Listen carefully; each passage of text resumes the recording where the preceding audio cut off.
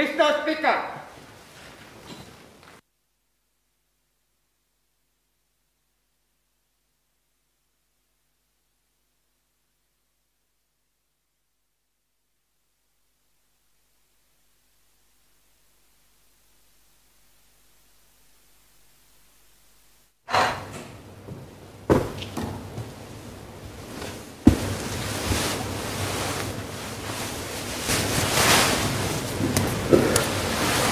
Order. Questions for oral answer. Mr. Saktiyandi Supat.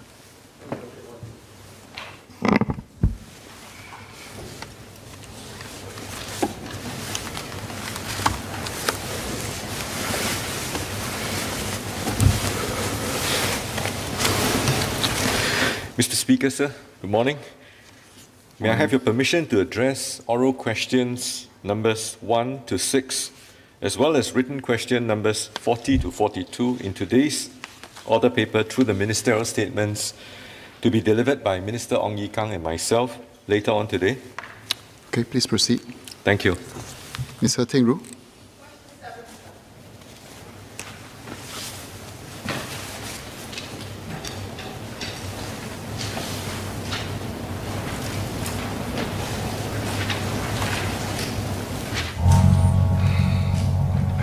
My apologies, Mr. Speaker. It takes a bit of time to reach.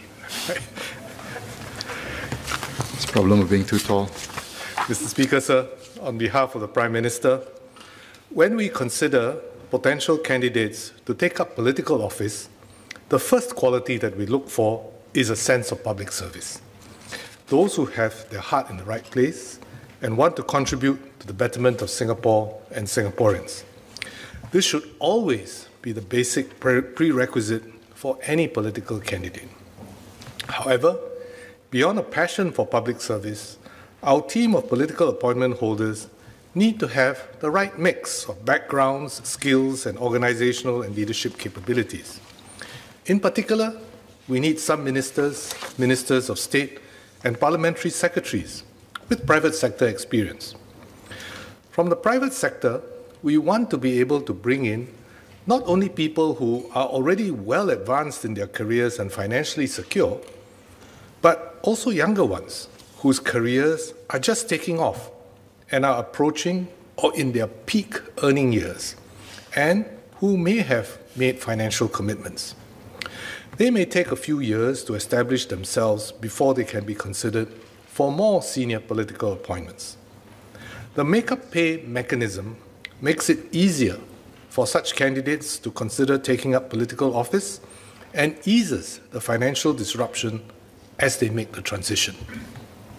Notwithstanding the make-up pay, such candidates know and accept that even if they eventually prove themselves in political office, they will not earn as much as if they had remained in their private sector careers. Since 1989, when the scheme was first introduced, we have brought in several candidates into the government without using the make-up pay, with a number of them accepting a substantial income loss. The scheme has been used once so far, in that case for a transition period of 2 years.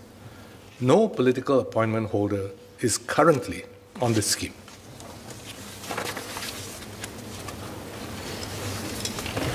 Ms. Ting Ru.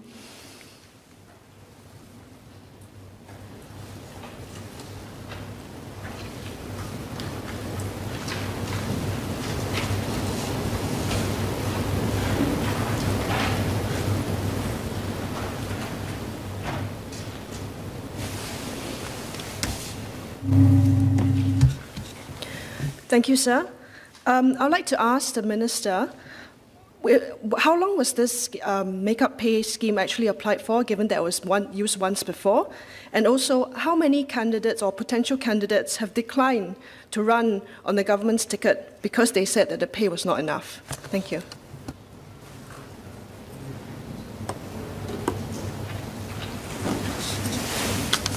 I think I already answered that question. We've had one person, and that person was on the scheme for 2 years. When a person is being considered for candidacy and also potentially for political office, there are no guarantees, as each of us in this chamber knows. And there are the political ups and downs. Pay is not usually one of the things that they will tell you up front, but it surely is one of the considerations for a person who's got commitments and a young family and a promising career ahead of him, which he is quite sure of. And to come in, to take the vagaries of politics and to give that up is a big sacrifice. So we want to reduce that and help him in the transition.